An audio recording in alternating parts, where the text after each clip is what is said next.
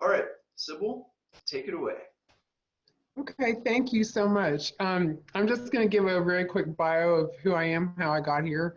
So I met Ross in 2014 in Atlanta, or I guess we met virtually, when I Mhm. reviewed his book and I was getting my master's in writing. So that was really fun. I really enjoyed reading his book and doing reviews for Paste. Right now, I'm Vice President of Marketing Communications for the Chattanooga Chamber of Commerce here in Chattanooga, obviously. But I started my career as a reporter and an editor for UPI, United Press International in Nashville. And I stayed there about 4.5 years, and then did a little graduate school internship overseas, and then came back and went full force into marketing and public relations. A lot of financial services, a little bit of telecom, wound up with an architecture firm, met my second husband, and he said, "What do you want to do when you grow up?" And I was like, "Well, I want to get this ridiculous master's degree that won't make me any more money." So that's what we did. So it was a very spiritual, fulfilling thing for me. I'd always wanted to go back to grad school. So that's how we wound up in Atlanta. So today I want to talk about um, I spent 2 years in grad school, and of all the things that I read and did and wrote, this one article just kept coming back to me and speaking to me. It really helped me elevate what I was writing to make it beyond journalism and start to have a literary slant to it, if you will. So I had some fun with applying the principles in a fun right way and a fun wrong way in my title. So I'm calling this "To Strike a Distal Fink." Hmm. So you notice the K's, and then a distal fink is actually a golden finch. To strike a distal fink. The one thing that I remembered out of this article from grad school was the K. He kept talking about the K looking like a spike. So the word spike kept resonating with me, and I'll come back to that. But to strike a distal fink is just another form of saying to kill a mockingbird. So I apologize to the great Harper Lee, but I just want to have some fun with it and show you what that would look like with the K's in it. And that'll make a little bit more sense in a minute. So we got assigned this very long article, very embroidered and brocaded and complex, called "The Sentence is a Lonely Place" by Gary Lutz. Some people liked it, some people didn't in my class. I put a little,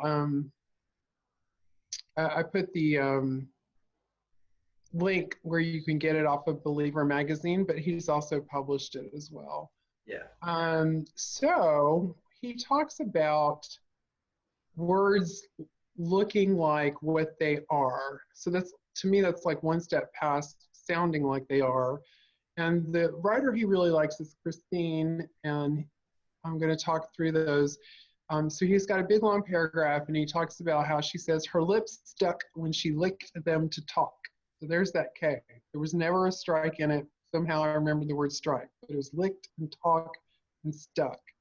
And then the four words are not all that different, he points out. And he says it's consonantically not different, which I could not find a pronouncer for on YouTube. You Hmm. can find consonantic, but not consonantically. So I may not be saying that right.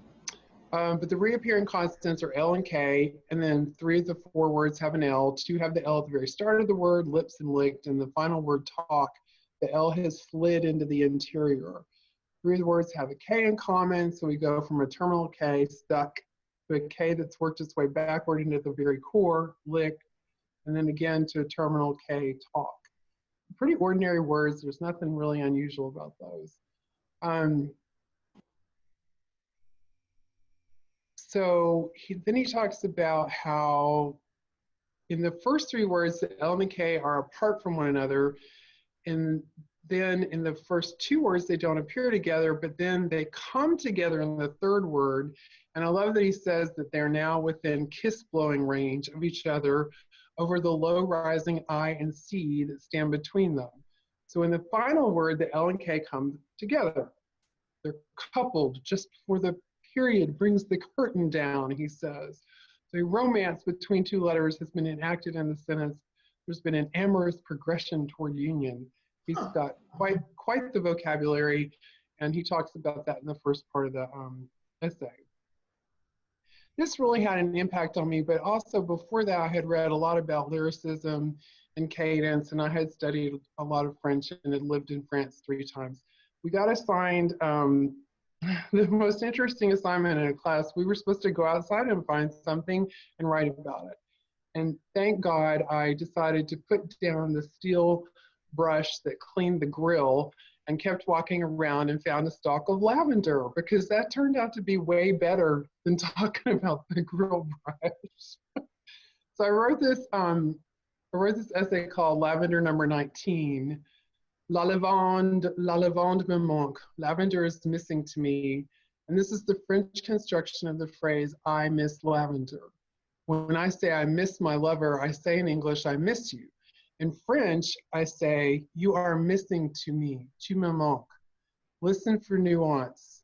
A noun for me, myself and I, now rests in shade. My lover takes on full sun, tu me manques. Subtle thought shift. So the essay goes on, talks about 3 pretty big periods of my life, but I realized I'm doing what he's talking about with the word nuance in French, in English, and then manque, and using those assonants to bring the piece together and add that lyricism. Also, just the whole thought process of another language really made me think about my writing differently.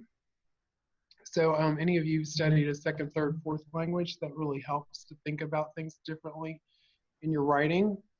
The current piece that I'm working on is a book in progress called Write Me Back If You Can. And the piece that I want to read from that is it's a chapter where 2 young girls are they're laying on the asphalt in a Kentucky subdivision. One's named Tanya and one's named Kelly Gale. Tanya is one of the main characters, and these are real people. So Tanya crunched the Cheetos. She let the orange, salty, air-bound things melt on her tongue. Then she took a sweet swig of Dr. Pepper, vanilla and lemon and lime all at once. The stars looked close enough to swipe down from the charcoal black sky. The asphalt held the summer's day's heat and warmed her back. She pulled her knees toward her chin and stretched the small of her back, her black t-shirt pulled tight across her chest. She rolled a little too far to the right and crashed her knees into Kelly Gale's hip bone. So on that piece, what I've done is you've got a lot of geography of angles, which is very intentional. Kelly Gale is a very slender young lady, and as well, Tanya was as well. She was a softball player. You've got the geography of the angles going, and then you also have a lot of the L's going, vanilla, lemon, lime, and they lead intentionally to a sibilant once, which is supposed to come across like a sip. So with a name like Sybil, I have to love sibilants. I just have to come back in and make sure I'm not overusing them, because they're also hard to do in reading. The next piece is in the same little section, a few paragraphs down. Tanya and Kelly Gale had stretched out vulnerable on the spot on the road on evenings for years, and here they told the stars their teenage secrets. Cars hardly ever cruised through at this hour. A porous infinity sky loomed large enough to embrace their hopes and fears, whisking their most delicate secrets into pockets of darkness, forever safe, locked by friendship. So in that one, you've got cars and crews. So you've got that crunchy sound of cars coming through a neighborhood. An hour and porous. You've got the assonants. The friendship is a real subtle, it subtly evokes a spaceship, because we're talking about the sky and you're talking about the beyond where there's no oxygen and secrets will definitely stay locked. And it's also a subtle form of foreshadowing, because definitely the book is about 2 murders, and Tanya's you already know at this point in the story that she's dead, and that we've gone back to the last chapters of her life before she was killed, and her friendship with Kelly Gale.